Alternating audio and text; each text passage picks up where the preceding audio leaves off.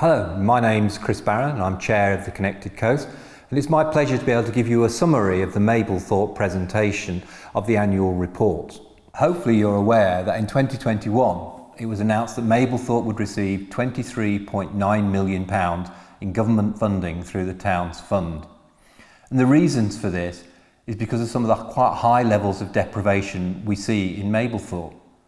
Of our working population, 58% are economically inactive, which puts us in the lowest 10% in England.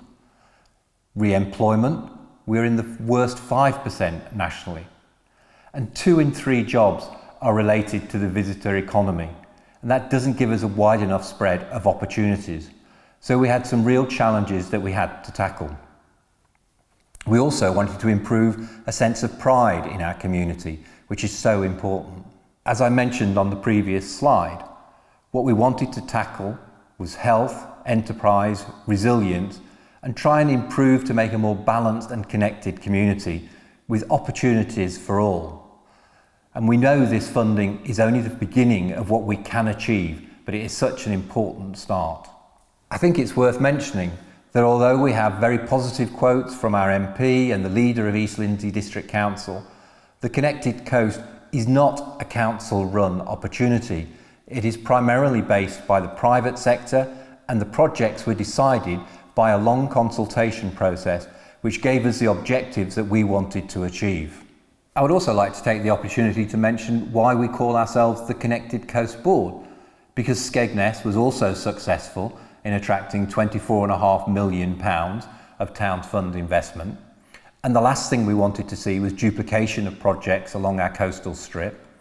And we also wanted the board to attract the absolute best people with the widest experience to ensure we gained maximum benefit from the funding that was available to us. And as you can see from the chart, there's a lot of connectivity between our projects. We're not just talking about transport, but health, employment, and create a far better place for everybody to live and to visit. I also believe that by showing we can work together as a coastal strip, it puts us on the government radar for attracting future funds. As you can see from the attached table, it wasn't only the £23.8 million of town fund investment that we got from Mablethorpe and Sutton, but just as importantly, we were able to get partners to invest another £14 million to mean we had £38 million to invest in our area, one of the largest investments seen in Mablethorpe in many years. Some important landmarks over the last year has been in December 23, planning permission was granted for the new visitor hub at Sandylands. In May, we saw improvements to the 3 properties in Mablethorpe Town Centre, which established what we could do on the high street and hopefully will attract future businesses to ask for investment in this opportunity. In July, the Station Leisure and Learning Centre opened to the public, a major success for the area. And also ACES was announced as our operator for the Campus for Future Living. In August, work began on the new nature reserve at Sandylands, and September, consultation began on the new name for the Colonnades project in Sutton. We also had the Connected Coast Board visit to the completed project in Mablethorpe, the Station Leisure and Learning Centre. And in October, planning permission was granted for works at the Alford Manor House. And now I'd like to take the opportunity to go through our projects in a bit more detail. And one of the most important projects we've had in Mablethorpe is the Campus for Future Living. This is not only important to Mablethorpe, but is an exemplar nationally on tackling coastal health issues. We have worked closely with the University of Lincoln, who have now changed their name from the Rural and Health Department to Coastal and Rural Health, to assess the needs of Mablethorpe and to improve the health needs in our area. Importantly, it'll be run by one contractor, so we can make sure that it is used efficiently, and it will be open in spring 2025. One of the great things about this project, not only is it a beautiful building to look at, but it also provides residential accommodation, which can be used by students, and trials in the area to take away the barriers to supporting coastal health issues. I should also point out that the University of Nottingham and the Morisco Centre are highly involved in this project.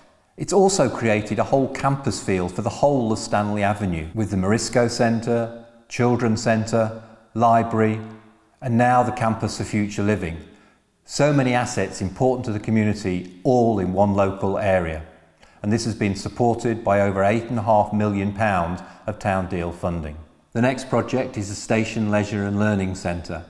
And I was so pleased to see this open in July 2024. Now we have a magnificent building, 4-lane swimming pool, which has been highly successful. And as with many projects across the country following COVID and the war in Ukraine, it has been hit hard by inflationary pressures. And I'm very grateful for the additional support from East Lindsey that ensured we could deliver what we set out to achieve without dramatic cost cutting. We always expected this project to make a real difference for the town, but the initial feedback has certainly exceeded my expectations. We've had over 85,000 visitors by the end of November, 24 people now employed in the centre compared to only 3.5 on the old gym, over 1,300 fitness members, double what we anticipated, 112 children gone through the Learn to Swim programme, and the health benefits of people using the gym facilities have been astounding. A 9% improvement in strength of people visiting, an improvement of biological age by 6 years. We've had to increase opening hours due to high demand. This is a project that has been a real success, and I can't wait to see what it will achieve during 2025. As we move down the coast to Sutton-on-Sea, we have the Seaview Colonnades project, a building that now dominates the skyline as you come into Sutton, and I think sets a real example of what the 21st century can look like. It'll be a state-of-the-art pavilion. They have restaurants and cafes, and importantly, a changing places toilet, because making sure our coast is accessible to everybody has been so important to us. And you will see that in projects like the Leisure and Learning Centre, Sandylands, Campus for Future Living, who all have this facility as well. It will also have cultural exhibition space, so there's lots of reasons why people will want to visit. We're also seeing a lot of interest in people who want to take over the running of the building to make sure it's commercially sustainable as well as a cultural attraction. After a slow start, this project is now moving very quickly, as you can see as you drive into Sutton. It will be completed by summer 25, and it will offer a range of uses, including a cafe and restaurant. It will be a creative focus point and will support arts and culture events and activities, and is supported directly by the Arts Council. It has attracted £4.16 million of town deal funding, and over 500 people were involved in creating the new name, Seaview Colonnade, for this project. While we have listed the standards outside of the main centre with the new projects that we've just discussed, it was also important that we had funding available for the town centre transformation so that we could see the high street offer improving. And that has now started with work on the Cafe Lounge, Empire Amusements and the former Blade Runner Barbers. And this winter, they will see that work improve even further with the introduction of balconies rather than just canopies. And this will change the feel of the high street and hopefully encourage others to invest in their properties. I'm very pleased to say there is still further funding available for those businesses who want to improve their shop fronts and set a new standard for Mablethorpe High Street. If you do want to take advantage of this, please contact Heritage Lincolnshire as soon as possible. The funding is still available, but it must be spent by March 26. The Moby Hub concept is designed to make it easier for people to travel around and connect with other places. And the Mablethorpe Moby Hub will provide a year-round mobility facility in the town centre.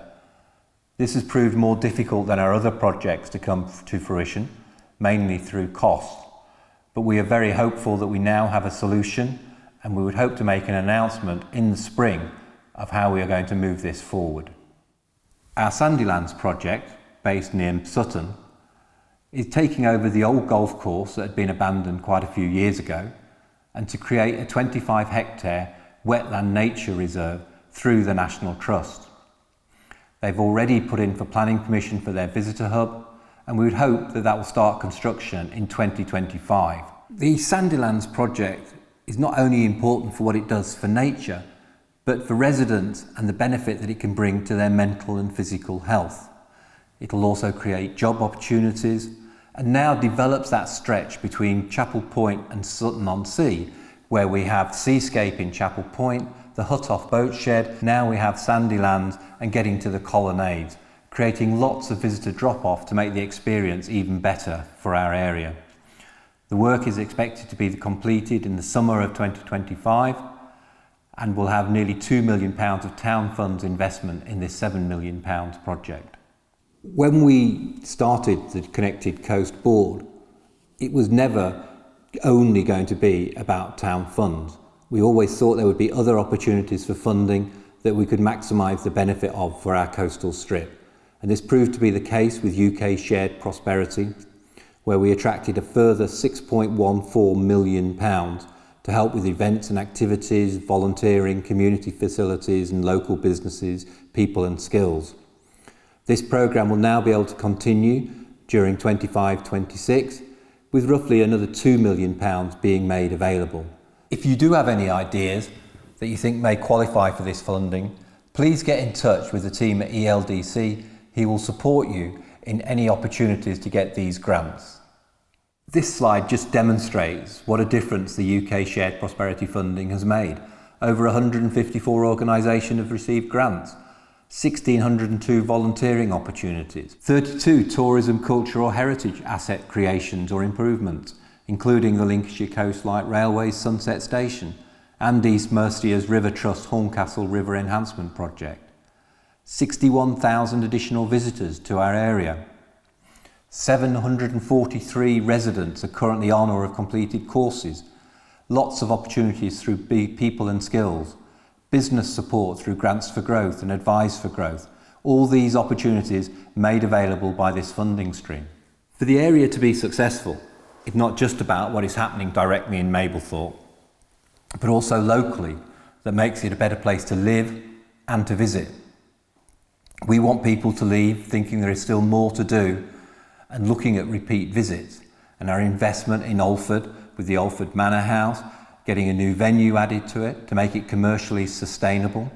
The Spilsby Sessions House, a beautiful building that has been left to disrepair in Spilsby, will be brought back to life and again create an important art and cultural asset for the whole area.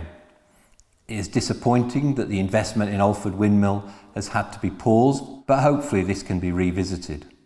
And as we talk about the wider area and the coastal strip, I thought it was just worth updating you on the projects that are actually happening in Skegness as well. As you can see, the Learning Campus is coming on well, and this is the most important project going into the Skegness area, and this will open in September 25. The Culture House going into the Embassy Theatre, the first in the country, will open in April 25. The development of the new Travelodge and the Starbucks on the South Foreshore to bring this whole area to life is well on its way, with Starbucks opening in March and Travelodge later in the summer. And with the benefit of Arts Council funding, there'll be more development between the pier and the amusement park later in the year. The town centre transformation is going well and will continue to March 26. This is a photo of what's been achieved with the Allison's shop, which has brought it back to how it used to look in the 1950s. The Skegness railway station is getting a major upgrade to make sure as our shop window it reflects what a 21st century seaside resort should be, and that will come to fruition in June 25. Two projects have already been completed in Skegness. One is the multi-user trail, which joins Anchor Lane to Trunch Lane, and this creates a safe way of people being able to travel between these two spaces rather than alongside the very busy A52. The Arthur Troop Police Training Academy has now been open for well over a year and is the only place outside Nettleham where police officers can be trained in the whole of Lincolnshire. And hopefully this will encourage them to want to stay on the coast and bring new opportunities to our area. As has been mentioned as we've gone through this presentation, 2025 is going to be a very exciting year. The Campus for Future Living will be opening, Seaview Colonnades, the Sandylands project, more work going into the High Street. So lots of change coming into Mablethorpe. And we're also going to be working hard to see what future funding opportunities are available, because this is only the start. It will not solve all the problems that we have on the coast, and we need to make sure that people understand that message. In addition, East Lindsey District Council has announced an ambitious £10 million fund for investment in the local area. This will aim to be transformative. The fund will provide investment in 4 distinct target areas: community development, promoting the visitor economy, business support, and to boost the attractiveness of the area. You can visit the East Lindsey website to find out more. This is exciting times for our area, but we cannot rest on our laurels, and we need to ensure we have plans for the future to capitalise on any funds that become available. I think it's also worth stressing the point that these projects don't just happen in isolation, and they do bring increased benefits that we probably didn't consider when we first set out. We will have far more car charging points across the whole coastal strip now. Changing places toilets, as I've mentioned as I've gone along, will make our whole area accessible for those who most need it. We've also hopefully secured additional funding to create a play zone on the Sherwood/King George Fields, something that we never considered at the outset of this project. Very exciting times.